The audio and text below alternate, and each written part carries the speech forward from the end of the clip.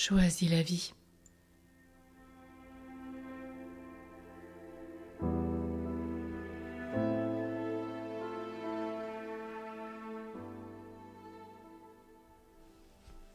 Relire sa vie avec des yeux neufs.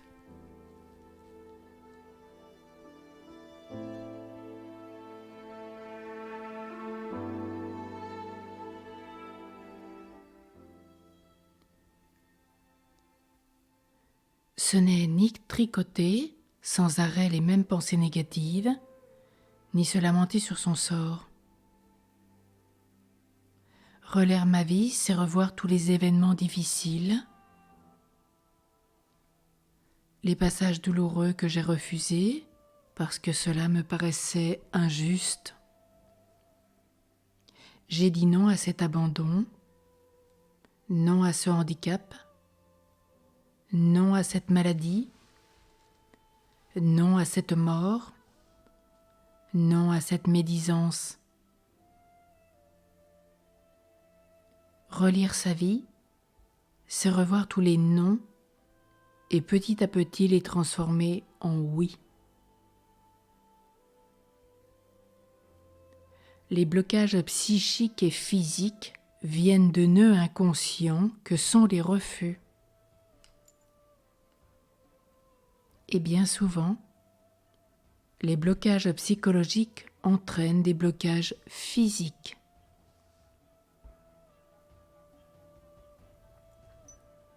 Si je suis délaissée par celui ou celle que j'aime et que je parvienne à dire oui à la situation,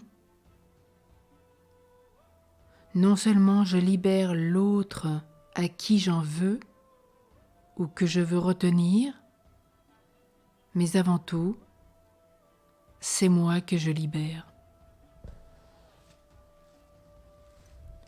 Sans doute au début, je ne serai que souffrance, mais plus tard, je constaterai que je peux vivre sans l'autre,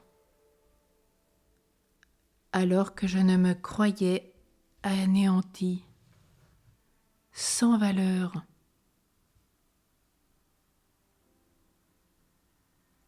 Nié dans mon être.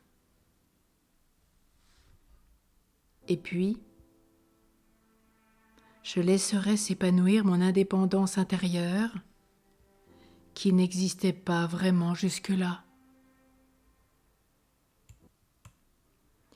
J'ai dit oui maintenant à cet handicap et aujourd'hui je comprends en quoi il a été une richesse,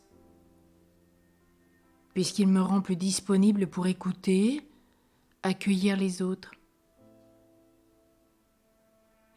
Qui aurais-je été si j'avais pu conserver toutes mes forces physiques? Peut-être quelqu'un de plus dominateur.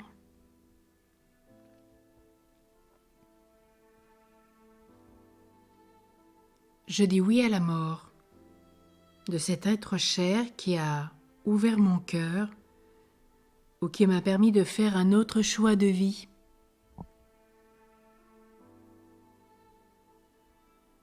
Je dis oui à cet abus sexuel dont je n'ai parlé à personne et qui m'a fait comprendre la gravité de certaines blessures et le choix que font d'autres personnes de s'enfermer elles aussi dans le mutisme, la honte. Aujourd'hui, je décide de me confier à un écoutant, de me libérer de tous ces abus sexuels, emprise psychologique, emprise spirituelle.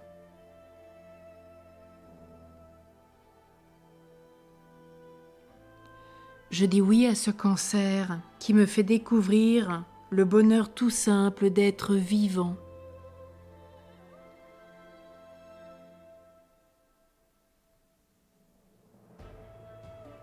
J'apprends à découvrir le fil d'or de ma vie, à percevoir mieux mes dons qui ont cherché à émerger périodiquement.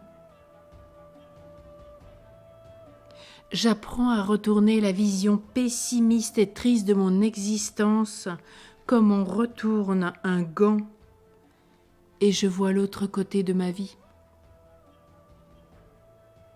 Celui qui concerne la mise à jour de mon être profond et de la lumière qui m'habite.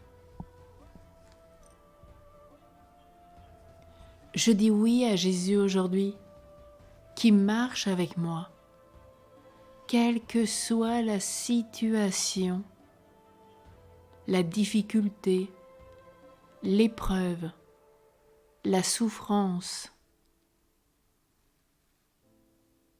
Jésus marche avec nous, comme avec les disciples d'Emmaüs, Luc et Cléophas. Ils descendaient de Jérusalem. Chemin faisant, ils rencontrent Jésus dans leur épreuve, anéantis. Ils ne peuvent plus croire. Ils sont perdus. Et Jésus les rejoint, petit à petit, pas à pas. Il vient toucher leur cœur. Il leur parle. Il écoute la souffrance. Ils se sentent compris et remontent à Jérusalem. Dans leur cœur. Il nous rappelle dans l'évangile de Saint Luc au chapitre 24, notre cœur n'était-il pas tout brûlant quand il nous expliquait les Écritures ?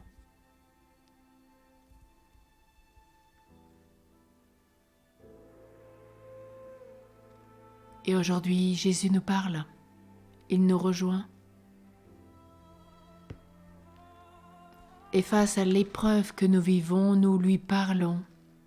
Nous lui donnons tous nos sentiments, nos émotions, nous donnons les faits, les fragilités, les blessures, tout ce qui nous entrave et nous empêche d'aller de l'avant. Jésus nous écoute et nous sentons qu'il pacifie notre cœur. Il nous parle, il nous rejoint, il nous connaît mieux que quiconque. Il sait comment nous parler, il nous montre le chemin, il est la vie et il nous invite à choisir la vie. Il nous donne la vérité de son être et témoigne en vérité. Notre cœur se reconstruit, notre être va de l'avant, tout notre être est tendu avec lui. Et comme les disciples d'Emmaüs, nous lui disons « Reste avec nous, Seigneur ». Reste avec nous et il partage le mystère eucharistique. Il nous donne son corps, son sang, son âme et sa divinité et notre cœur devient tout brûlant.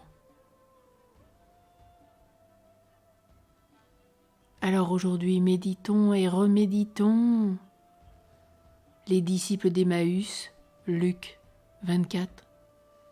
Choisissons le chemin qu'est Jésus, la vie qu'est Jésus, la vérité qu'est Jésus. Marchons et restons avec Jésus.